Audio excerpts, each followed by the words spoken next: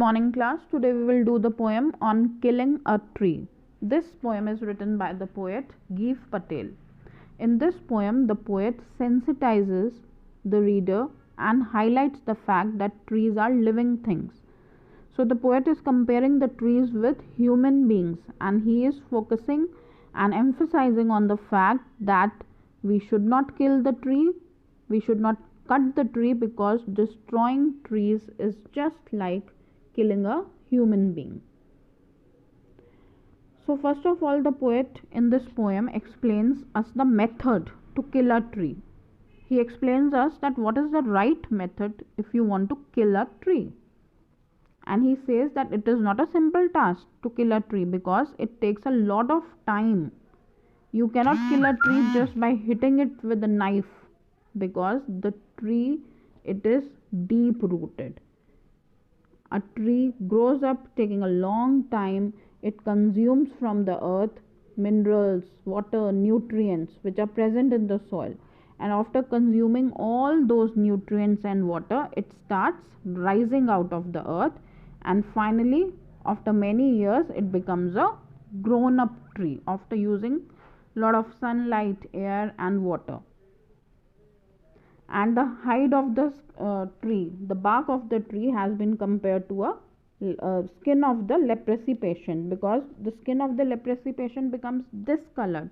In the same way, the poet has compared the bark of the tree with the leprosy patient because it is brown in color.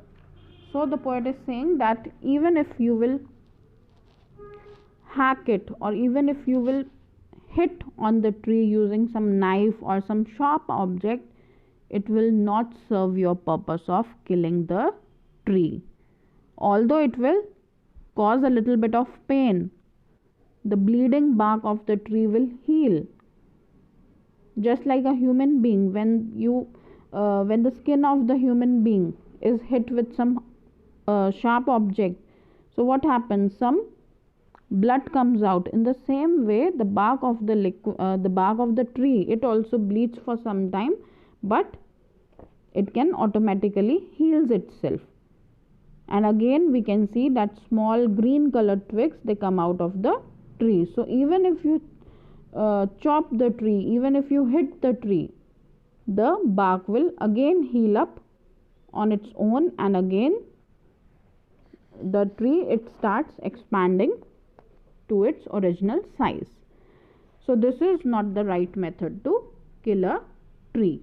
By hitting it with a knife, or by hacking it, or by chopping it, this is not the right method to kill a tree. Now the poet explains us that what is the right method to kill a tree. If you really want to kill a tree, you have to pull out the roots of the tree out of the anchoring earth. Anchoring earth means the earth which provides support to the tree. So if you want to kill a tree, you have to pull it out of the earth. You have to uproot a tree from its cave. Earth cave means the home of the tree, because there the roots, they are kept safe. So if you want to kill a tree, you have to pull out the roots from its home by using a rope. And when you pull out the roots, what happens? The strength of the tree is roots only. So when you uproot a tree, the roots which are white and wet and which have been hidden for a long time under the earth, now they become exposed. So the most sensitive part, the strength of the tree, is now exposed under sunlight. So when the roots of the tree, they are exposed, then gradually what happens? It will wither and rise up by the action of sunlight and wind. So because of this, the tree will become brown, decayed, twisted, and it will further get hardened, and finally in this way the tree will get killed, or the tree will die. So indirectly the poet is not telling us the right method to kill a tree, but indirectly the poet taunts the people who cut the trees. So the poet is pointing towards the fact that cruelty of the people. He is pointing towards the cruelty of the people, those people who are less concerned about the environment. So the poet wants to convey a very important message through this poem, that we should not harm trees, because when we do it, we are not just cutting the trees, but in fact we are killing the tree, because tree is also like a living being.